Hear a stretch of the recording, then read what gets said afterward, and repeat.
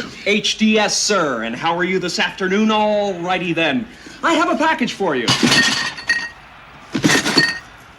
Sounds broken. Most likely, sir. I'll bet it was something nice, though. Now, this is an insurance form. If you'll just sign here, here, and here, initial here, and print your name here, we'll get the rest of the forms out to you as soon as we can. That's a lovely dog you have there, sir. Do you mind if I pet him? I don't give a rat's ass. Oh.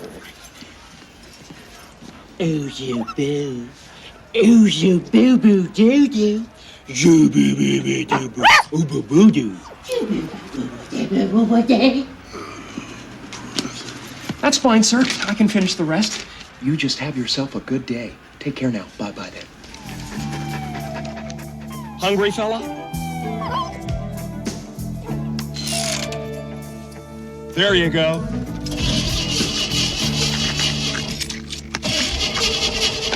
No problem. It gets flooded. We'll just wait a few seconds. Or we can try it now.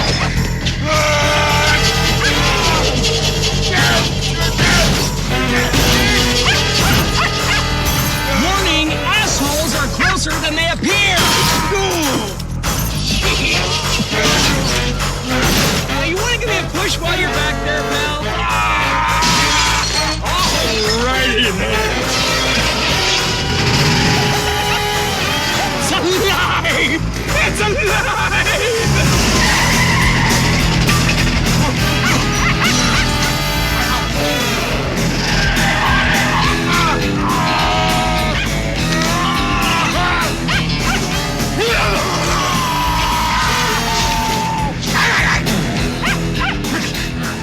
And that is our featured Joygasm moment of the week. Of course, this is when Jim Carrey made his big debut on the silver screen as none other than everyone's favorite pet detective, Ace Ventura. This film came out back in, I believe, 1995, which is a long time ago, Steve. It's a very long time ago. Russ, I believe you were a sophomore in high school. That is correct. This film had a massive impact on my mom, well, me. And long-lasting, shall we say. Absolutely. I was a fan of Jim Carrey on what was it? In Living Color back in the day, which was kind of the competing TV program to Saturday Night Live.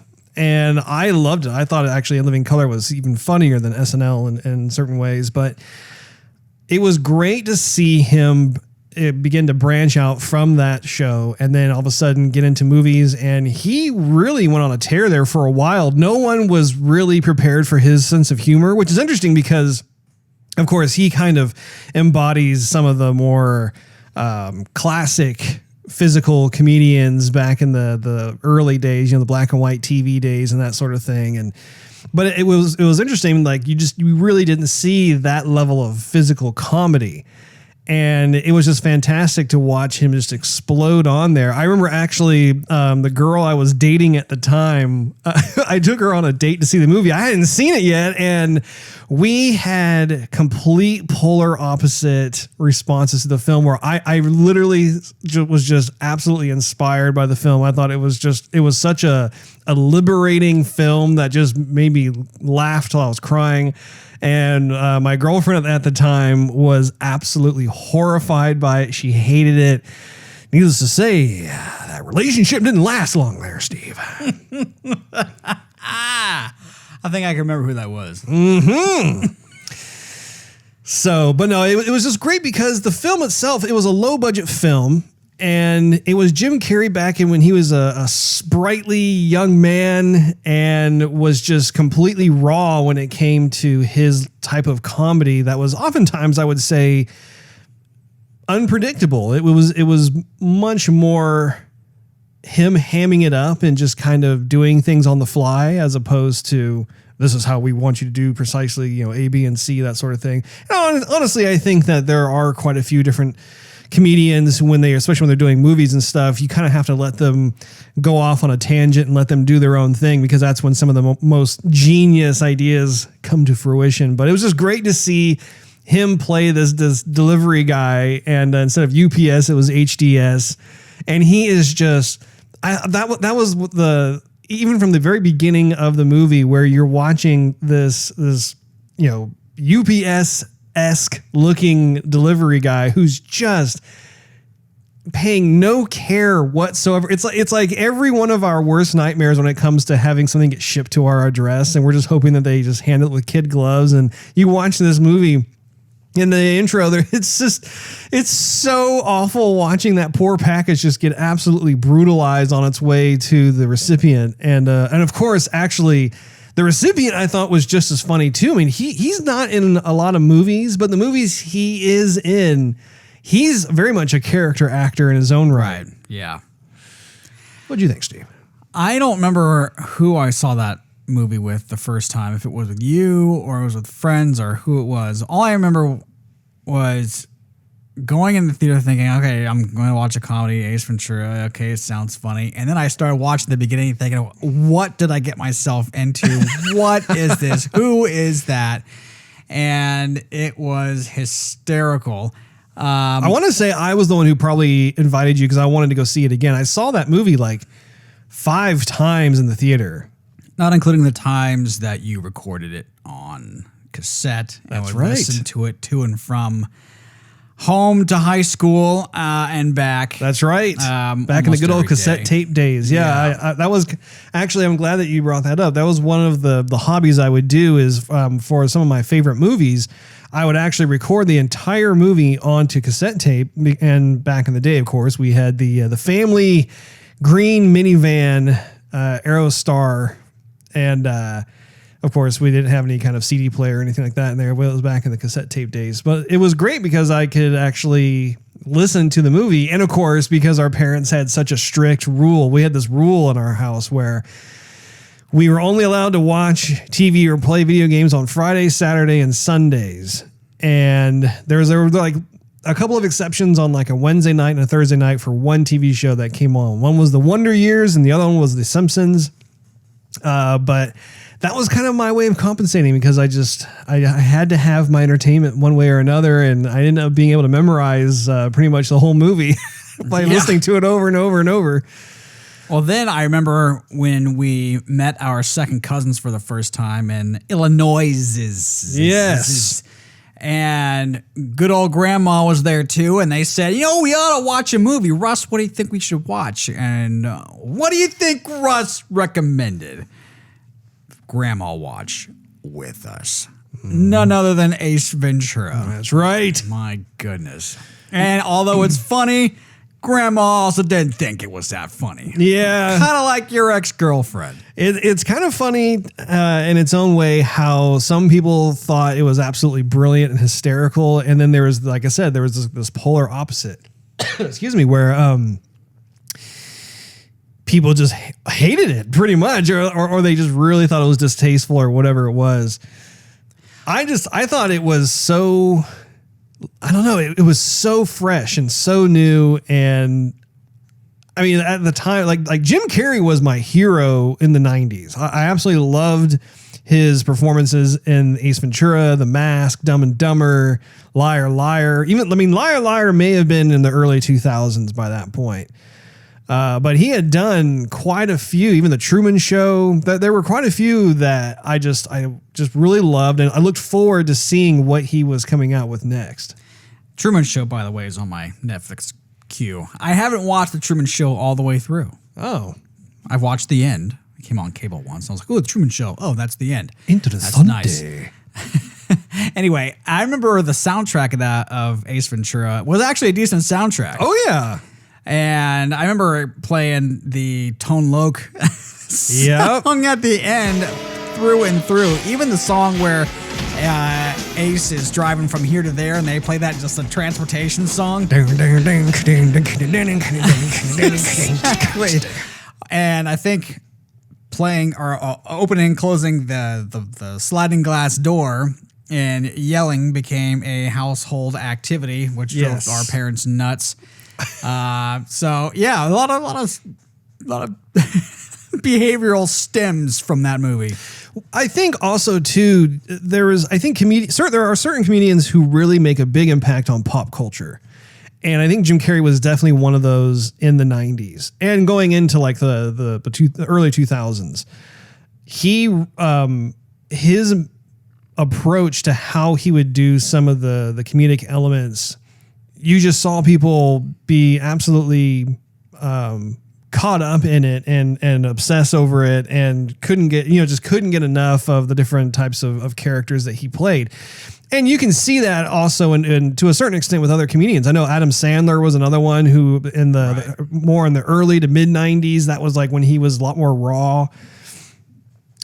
Chris Farley was another one. When you have those larger than life type of character personalities that people play, then that tends to get more kind of ingrained in everyone's psyche. And well, I think slapstick humor also, depending on who you are, you like different types of slapstick humor. Yeah. Like there's some that I just can't stand, and other stuff that really is hilarious. And Jim Carrey's slapstick was hilarious. It really was. And what was cool about this film in particular was how it was, because it didn't have a huge budget and Jim Carrey as a household name hadn't been established yet. He was kind of coming out of the underground area. Sure, he was on In Living Color, but you had 10 to 15 other comedians that were all on there. They all had their own funny little stints and segments and stuff that they would do. So it was cool to see him essentially go for broke in this film. He's like, well, I got my one shot. Let's see what we can do with it. And honestly, too, I think that the casting director should be commended on this film because all of the secondary characters that he comes across are also just as fun and memorable. And it all works in this world of Ace Ventura. Anyway, you are listening to Joygasm, a video game and movie podcast. I'm Russ Xbox Live Toaster 360. He is Steve Xbox Live Stevavitch, and we are in a state of play in episode 141 today, September 26th, 2019. We have a fun show for you today. We have a couple of movie news items that include Jurassic Park and Kevin Feige, although those two are not connected at all. And our topic of the day is the Sony State of Play that occurred earlier this week. So we want to provide our reactions to what they presented to all of us. And without further ado, Steve, what's new with you? Well, I saw the new, well, it's not really new anymore, but the remade Death Wish with Bruce Willis. Death Wish. Is this a remake of an older movie? Yes. And I'll have to find the name of the main actor from the old movie, but it didn't get that great of reviews, but I kind of wanted to see it anyway because I did actually like the classic version. I don't think I've ever heard of this. You've never walked in the Blockbuster movie and walked past the action section and never seen Death Wish. Steve, I haven't set foot in a Blockbuster video in 20 years? 30 years? I know it's been a while, but I mean it's an older movie. Back when there was movie rentals. There are still movie rentals, just no Blockbuster. No Eastman Video. You walked past Death Wish all the time. It was a rated R flick. The story is you had this doctor whose family basically gets accosted, and well, that's not nice, right? And he's always dealing with these victims who have been shot or been a victim of gang violence. And when his family finally gets hit, he has enough, and he just decides vigilante justice is the only justice. And so he just starts walking around and saving people. Not superhero style, just Punisher style, I guess. Very soft-spoken, man of little words. Give you a spanking style. Yeah, spanking if you're El Chapo. I don't think I've ever heard of this. This must have made a bigger impression on you as a kid. This is like one of your little naughty films that you'd like sneak over and just take a look at the cover, huh? No. So I saw this movie later in my life. I took an elective in college. And it was just like a movie appreciation course. And I'll take that for some credits. I bet that'll be an easy A. And this was one of the movies they had us watch. I was like, sweet. So anyhow, the guy just basically takes matters in his own hands. In his own appendages? Right. And just starts offing bad guys left and right. Ah. And saving people because, if you're getting mugged. If you call the police are going to take like 15, 20 minutes to get to you. Getting mugged only takes 5 minutes and then they're gone. And the police take a report and that's about it, you know? So this guy just kind of happens to be in the right place. He'll take a little walk at night and off baddies. Anyhow, the previous version was definitely a lot better. Bruce Willis is not so Bruce Willis-y in this movie. You know, he's kind of typecast in a regard, but he's a little bit more reserved in this one. But this one is a little more, I don't know. There's a lot more like showmanship in the movie. Like they play AC/DC when he's cleaning his Glock, or so, you know, like what are they doing this for? Or when he's looking for a gun, they're like making this into like a big fanatical thing. I don't know, whatever. So anyhow, it was so-so. It wasn't terrible, but it kind of deserved all the reviews it got. Let's just put it that way. Well, what else you been up to, Steve? Anyway. Well, you and I were twitching some Fifth Gear, some Gears to the Fifth Element. We were indeed. And there was no Bruce Willis to be found in Gears 5. No, there were other very masculine people. Question for you. Did you end up playing through the campaign that you left off on your own after we had played or not? No. Okay. I have not yet. Not yet played through the rest of the campaign. So I was actually surprised you were as far as you were. Because when we were playing, I was further along than you are, and then I kept playing. And I thought, looks like I'm gonna beat this before Russ does. And then I saw you online, and I wanted to join you. And then we started playing. I'm like, Act 4. I'm on Act 4. How could he already be on Act 4? And so so that happened. Surprise! Yeah, surprise. Yeah. Anyway, that's what I've been up to. What about you, Roy? So, in terms of Sekiro, I've gotten farther. I'm now literally at the final boss of the game.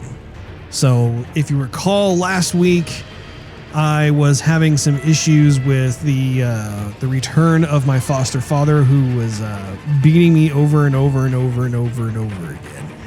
Luckily, I was victorious in my tenacity. So I was able to get past him. I also got past the Divine Dragon, who was another boss, and a couple other mini bosses, and including actually I also got past the secret boss, which is the Demon of Hatred. Oh, and this is no boss to be trifled with.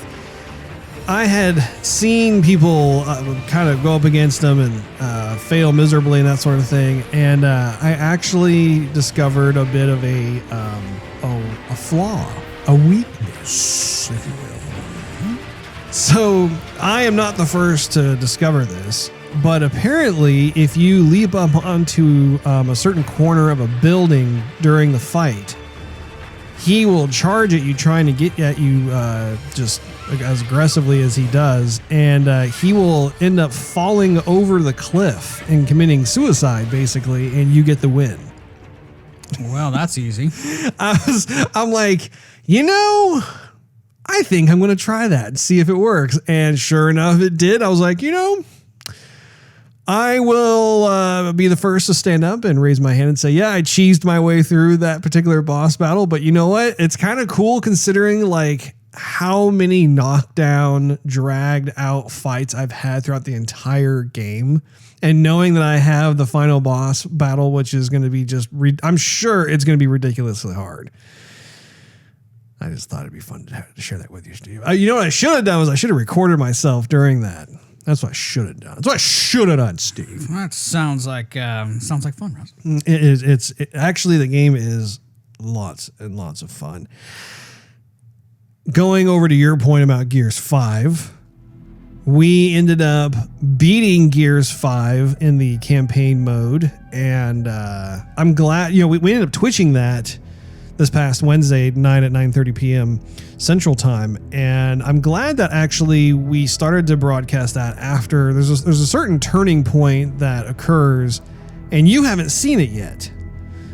So that's why I was asking if you had gone through your own personal single-player campaign since the last time we were playing, or the last day or so here, just to see if like you had checked it out or not, because there's a certain something that goes on, and be curious to hear your thoughts on it. I just don't want to spoil it for those who are still making their way through the game. But the game was, I mean, just in terms of a kind of a visual spectacle, it's really impressive looking at just the graphics fidelity of Gears 5.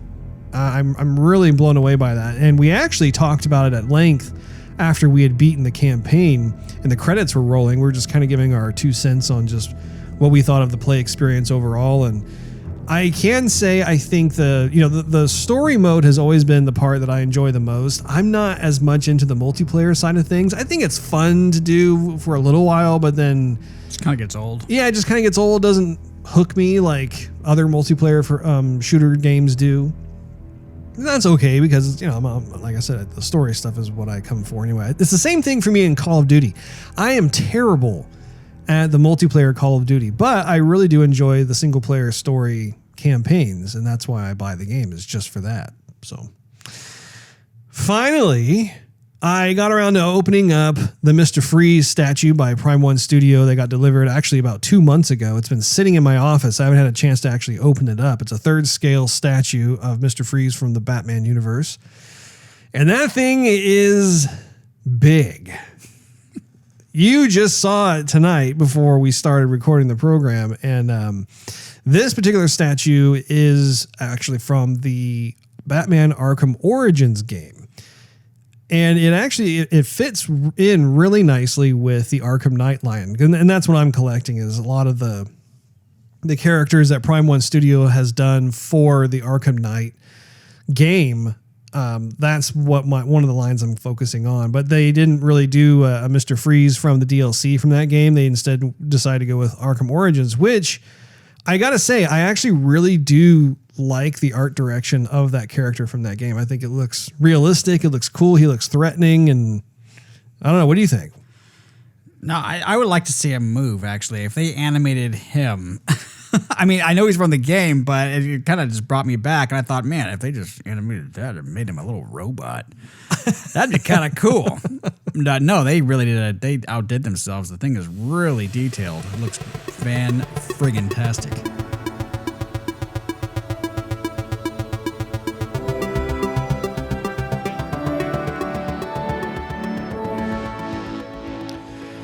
Well, without further ado, let's jump into some movie news. We only have a couple of stories here, but they are worth some attention. The first one is that Disney taps Kevin Feige to develop Star Wars movie.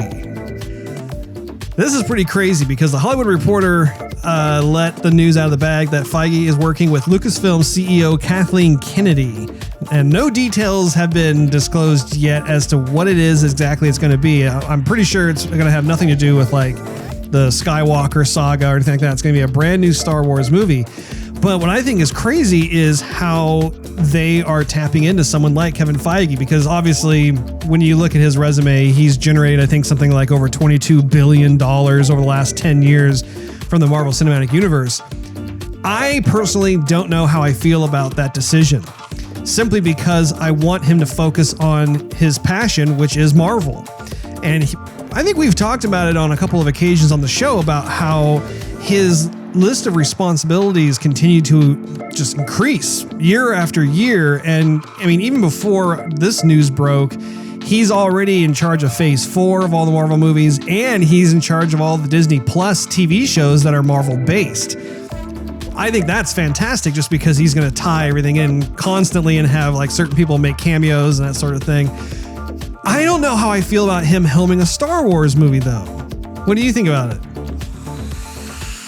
Yeah, well, I don't think it'd be that bad of an idea with him behind the helm of a Star Wars movie. I think if Kathleen Kennedy is still involved, puts a bad taste in my mouth, Russ. I don't know how that's going to be. If you let Kevin Feige run wild with it, I think it could be promising.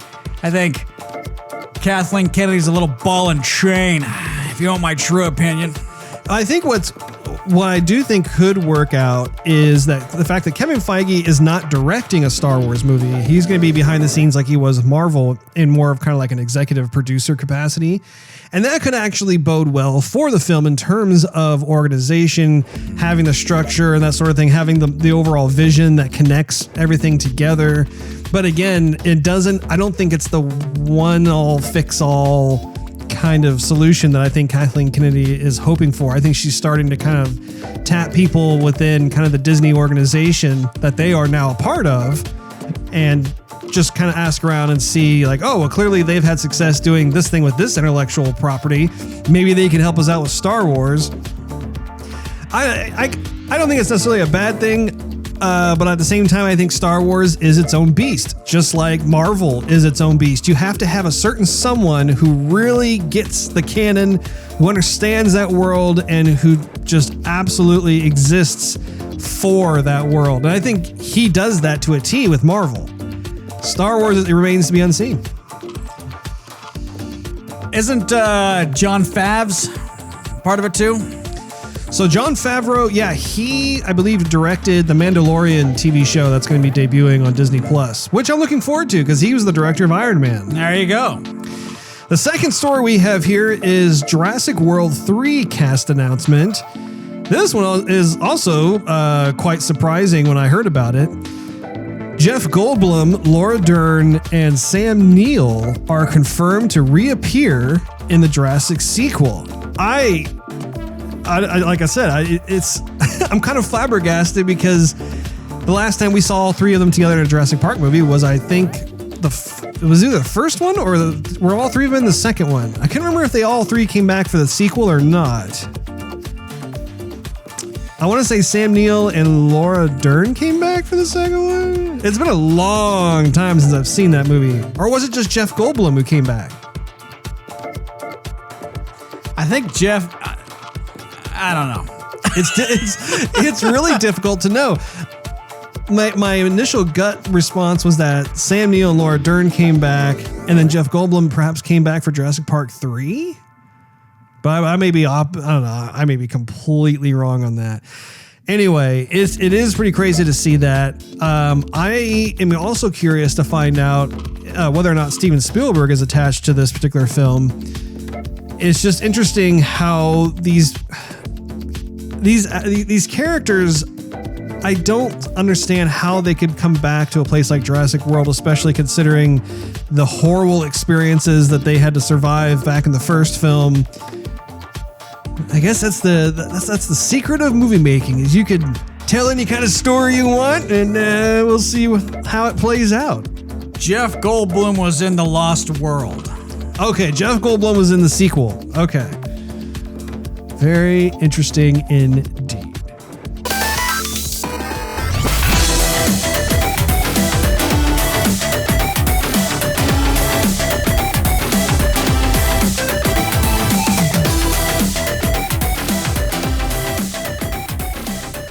Did somebody say state of play? It must be the topic of the day!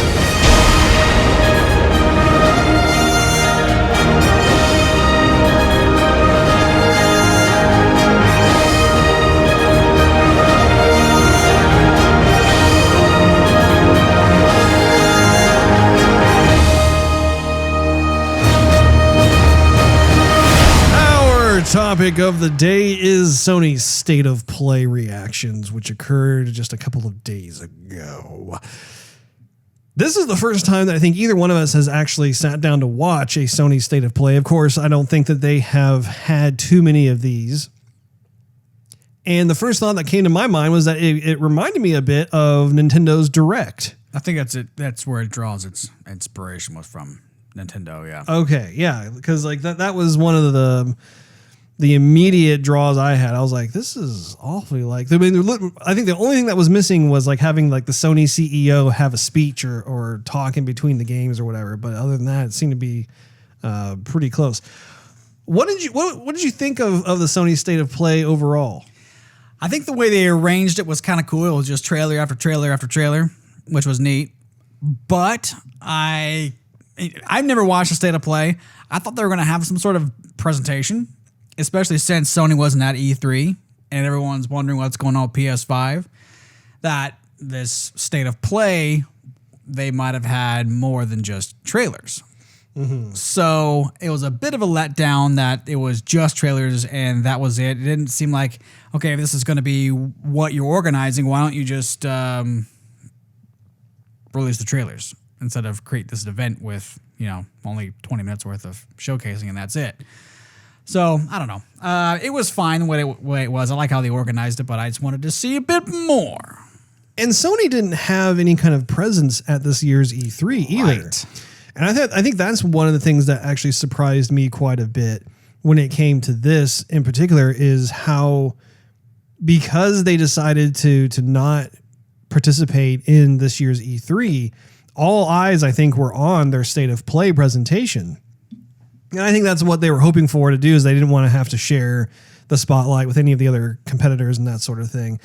But I would say that really puts pressure on them to produce something that is memorable, that will get their fans excited. And I would say I'm similar to you in the sense that I think it's cool that to have kind of trailer after trailer. And I did appreciate how the VO that was in between the games, it set up each one and ended it nicely, over and over again. There wasn't a lot of fluff in between, which is great because it just got us to why we're here in the first place, which is to look at the games.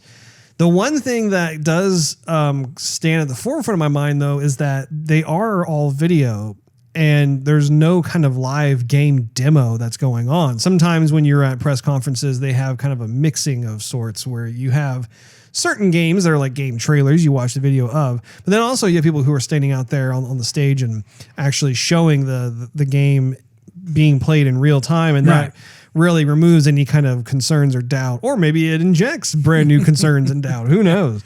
Anthem. Oh my goodness. The first game that they showed off was called Humanity, and it reminded me a lot of Lemmings. I think I made the little comment to you about how it was almost like Lemmings 2.0, where you had these kind of crowd system, particle system setups of these people, these bodies that are just kind of all going in a direction, and you can kind of manipulate how they go and that sort of thing and have certain reactions. And I found it strangely odd seeing people shuffle frantically but lifelessly. Like there wasn't, it seemed like they were just kind of like they wanted to frantically get somewhere, but there was kind of just this almost marionette puppet, like there wasn't any kind of soul in the bodies, if that makes any sense. We're just running. We don't know why we're running, and there's big blocks pushing us over cliffs. And, yeah. I wonder if it's kind of a creative sandbox where it allows the gamer to be able to make like a level and then have these hordes of people go through and see what happens. At least that's kind of the idea that I got from it, where like, oh, I can put these blocks and I can, have them move back and forth, and you can adjust like how much you want them to move, and then, just kind of press the play button and see what happens. I could be totally wrong, but I don't know. It's just in terms of the way that they were maneuvering themselves and everything else, it's probably not a game I'll ever play. It didn't really hold my interest. But the second game that they were showing off was Call of Duty Modern Warfare. And I have a friend who used to work over at Infinity Ward, and he has been talking about this particular title for the last several months. He's been talking to his friends who've been working on it, and he's been saying how this seems to be a game that has a lot of major potential. And so we finally got to check out the trailer for it. I'm happy to say that Price is back. Price was one of my favorite characters from the Call of Duty storyline. And the story, speaking of the story, it seems to be like something that you would see right out of Hollywood. It looks like a trailer to a movie, really, in terms of what's going on. And it almost has kind of a Tom Clancy gaming vibe to it, like something you'd see from like Ghost Recon or something like that. So what'd you think of it? I thought it was definitely interesting. I welcome the single player campaign story mode back. I mean, I'm not a battle royale guy, so the Call of Duty and the multiplayer and the battle royale wasn't my thing. I'm not going to drop $60 to go play that, but I do like the campaigns and the stories of Call of Duties from the past, and have bought Call of Duty just for the story. So yeah, I mean, if they can make, if they can go back to what brought me as a gamer into that franchise, then I would definitely pick up a copy. If I had to choose something to say that would be negative about the trailer, it's just that there wasn't enough gameplay footage. Most of what we saw, I would say 98% of the whole trailer was just pre-rendered cinematics. And so, of course, I mean, Call of Duty has never been a slouch. I just want to see what kind of levels and gameplay footage we can expect from it. I guess we'll just have to wait till, what was it, October 25th is when it comes out? The next game that they were talking about was called Watam, or is that how you pronounce it? Watam? Watam. I'm not quite sure what the purpose of this game is. It is strangely emotional, considering the characters are all abstract objects and stuff. Like it had this kind of community coming together, be supportive of one another kind of thing. But yet it was like a notebook and a toilet and some other, I don't know, just these random objects together. So I'm a little lost in terms of just, what are we doing here? Yeah, what are we playing exactly? Why is that one angry and why is that one in love? I don't get it.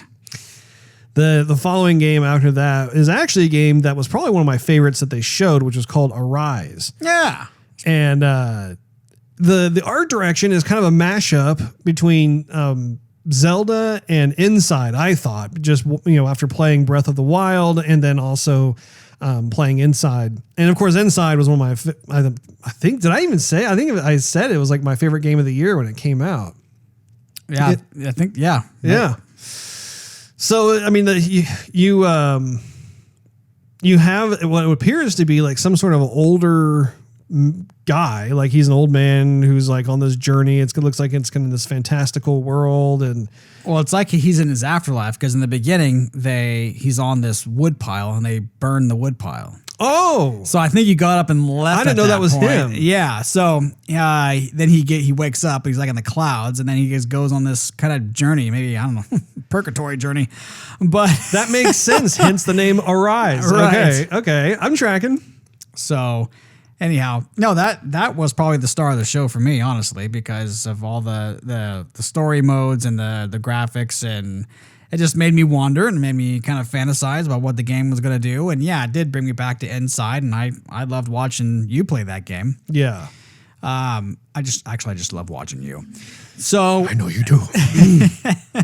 Anyway, so yeah, that was That's why I keep the curtains open when I shower. awkward. Russ. Awkward. Moving on. Shaving my armpits. Oh, that's hot. Or did you? Oh, I thought you were going to say something else. No, Russ. okay. That was it. Let's see. PlayStation VR montage was the next item on the list. I think it's nice to see that Sony continues support of their VR platform. I've never tried out the peripheral myself. Have you tried it out? No, I haven't. It was kind of a thing that was cool and for a minute, and then people stopped talking about it. So I don't know who plays it and who doesn't. None of my friends. I knew a bunch of people who used it and who were playing. They're like, "Oh, VR, it's great," and then no one ever talked about it again. Okay. Yeah, I don't think I know really of anyone who has the VR headset either. I'd be curious to know from our listeners who do have it. Do you guys enjoy it? Do you not? Do you find yourself playing it on a pretty regular basis or using it for certain things? I have no idea. What I do notice in the games is like oftentimes you'll see this pair of floating hands, which I know are supposed to be your hands so you can grab onto stuff and do things like if you want to climb a ladder in first person perspective or whatever. I just find it distracting, honestly, seeing this pair of floating hands. It just seems like it would yank me out of the immersive experience. Like if I'm playing, I don't know, if I'm playing Batman, VR or whatever, and I feel like I'm supposed to be in first person, but then all of a sudden I have these detached hands that are floating around the screen doing things. I'm like, I'm not feeling it. Trying to punch somebody. Yeah. I feel like Mike Tyson's punch out over something. So the next game after that was called, I think it's called Medieval or there's a play on it. It's like medieval or something. Yeah. Something. It looked okay.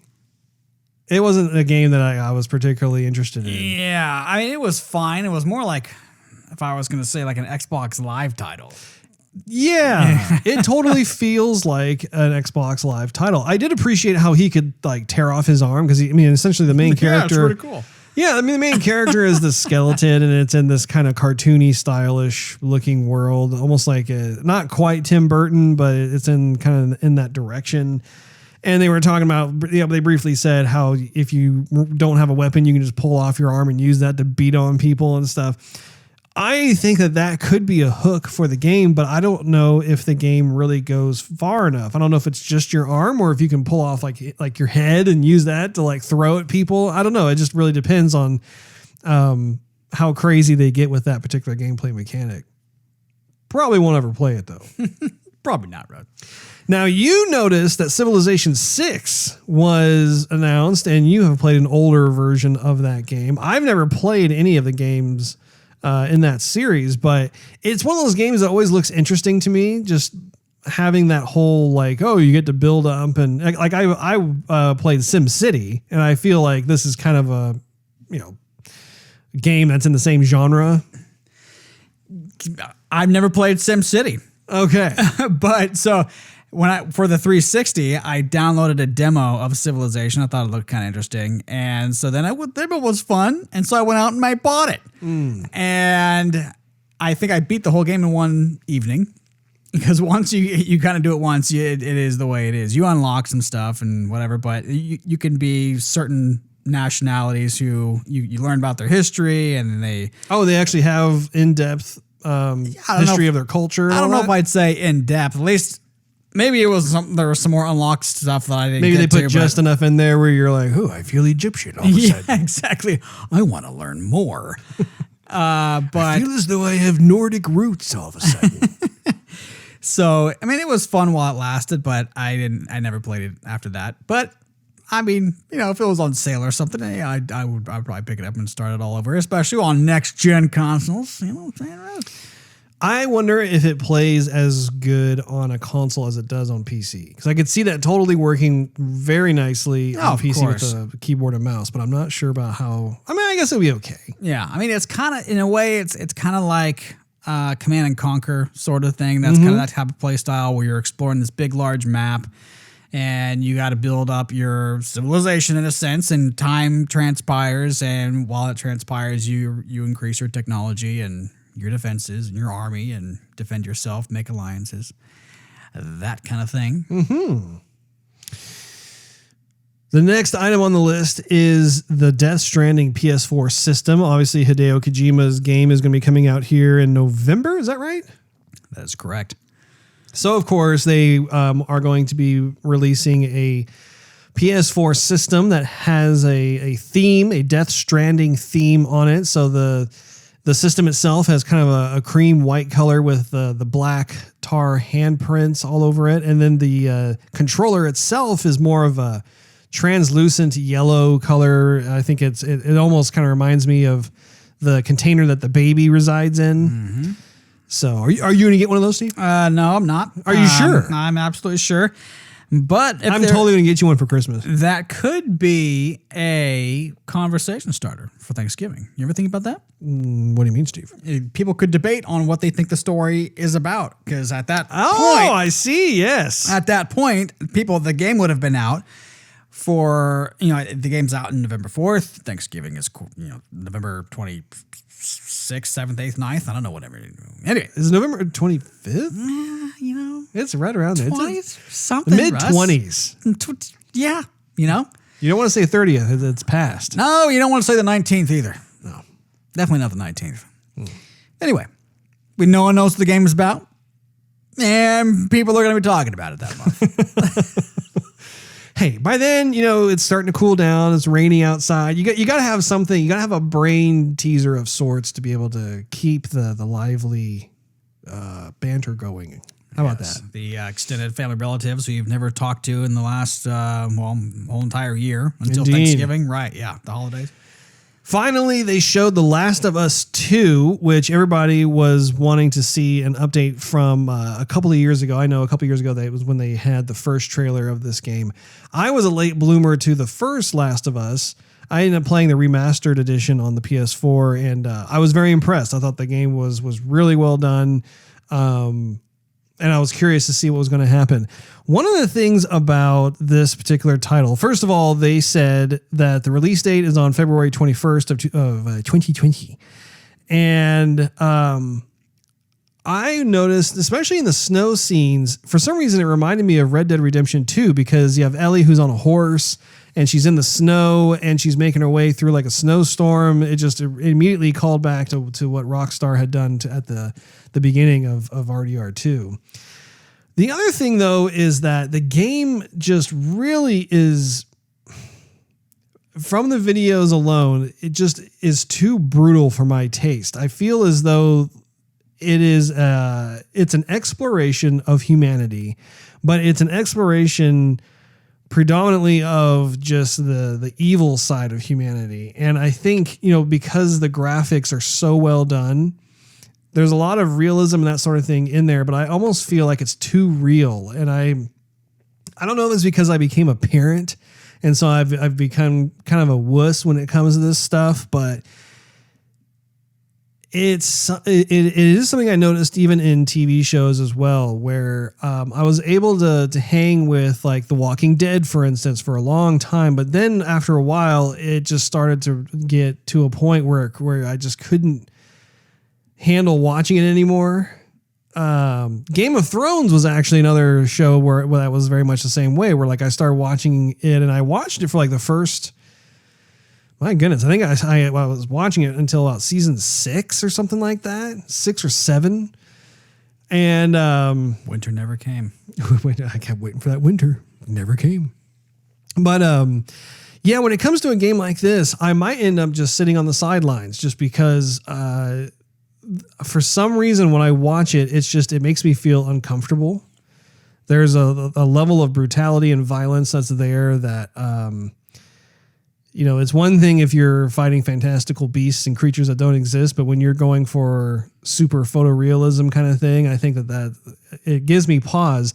I was actually the same way with Mortal Kombat 11. I really wanted to play it, but then when I saw like the fatalities and the brutalities and stuff in the game, the graphics are definitely getting more and more realistic. And of course, when they come to those fatalities, like my friends who play the game, like they say, oh, it's totally over the top and that sort of thing. And I get that, but at the same time, there's just a part of me that's like, man, like I feel kind of queasy looking at some of this stuff. I don't know. That's just one man's opinion. What do you think, Steve? Well, Russ, I don't have to worry about it because I suck at fighting games. You know what I'm saying? So Mortal Kombat, don't have to worry about it. More of The Last of Us. I really got to see what the jury's going to say with that one. I never played it.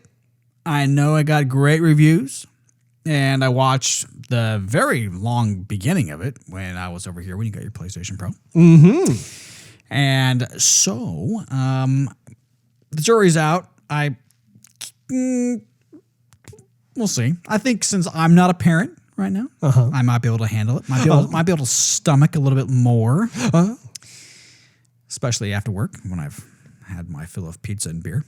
And what?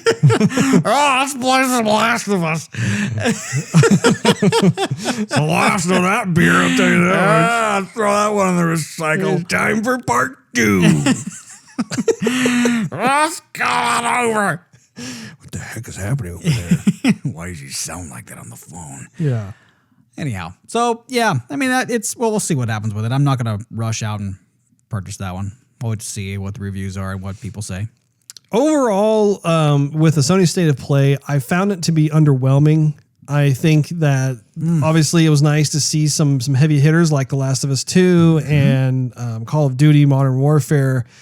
But I got to say, if this is Sony's plan moving forward, they really do need to up their lineup, and they need to up their production value a bit on there because up their game.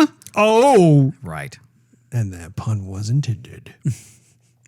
But yeah, I think that's kind of where I stand. Where do you stand on it? Well, you know what? It brings me to a bit of concern, Russ.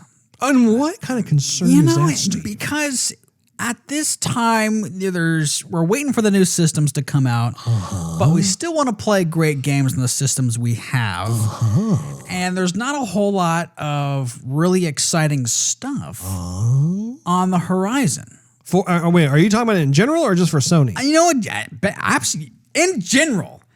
It's for Sony because we're talking about it now, but actually in general. I mean, if we go back to E3 when they were showcasing all these games, the games weren't coming out until next year, which means 2020. Christmas time. I'm not going to rush out and buy anything, Russ. You know, even if it's on sale, I'm like, yeah, I'm not excited. Well, even the release date schedule has shifted quite a bit. It used to be back in the day that all these games would come out right around November in time for Christmas, but now we're seeing a departure of that. We're starting to see how we actually have different types of quarters. Like there's like the February-March timeframe, the end of first quarter has actually become a time to have a lot of like really heavy hitting games come out, which I never thought I would see. That's odd because all the kiddos are going back to school. Exactly. But I mean, if you think about it, I mean, Horizon Zero Dawn came out at that time.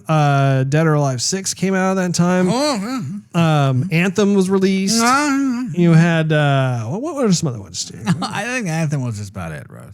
Well, like, I mean, isn't Cyberpunk supposed to come out in March? Or February? Supposed to come out then. Yeah, Final Fantasy. Final Fantasy VII Remake. Okay. Even this year, earlier, Resident Evil 2 Remake came out in what, March? Like February, March? Was it around? Yeah. It was right around that time. Steve, time flies and having a good time. So it's interesting to see that, like, wow, that has become kind of a opportunity there for the industry, and of course, it obviously is lucrative. Otherwise, they wouldn't continue that time frame. Yeah, maybe they know something we don't, but you got to think we're just about in October. So if we got October, November, December, and January, that's 4 months of not a whole lot happening. You know?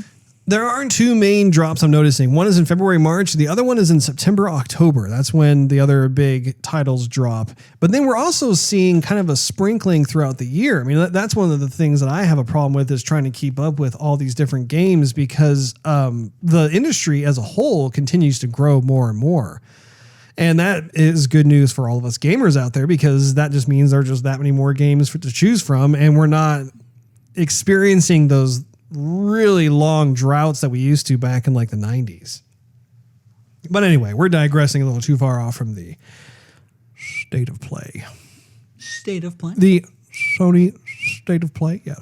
Sony PlayStation? Did you have any other final thoughts about that, Steve? Sony better get their act together, Russ, because as of right now, Microsoft's still got the spotlight from E3. I think I happen to agree with you on that one. That wraps up this episode of Joygasm. Make sure you tune in next week. Thanks for hanging out with us. If you enjoyed this episode, we invite you to check out patreon.com/Joygasm and consider becoming a monthly contributor. That's JOYGASM.